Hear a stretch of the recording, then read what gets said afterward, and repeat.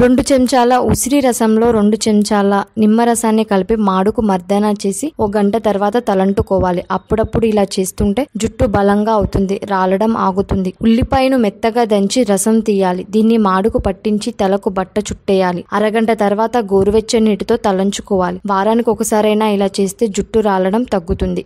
1.5 cup బంగాళదుంప రసంలో చెంచాడు తేనె, కొంచెం నీళ్లు, గుడ్డు, తెల్లసొన కలిపి మాడుకు జుట్టుకు పట్టించాలి.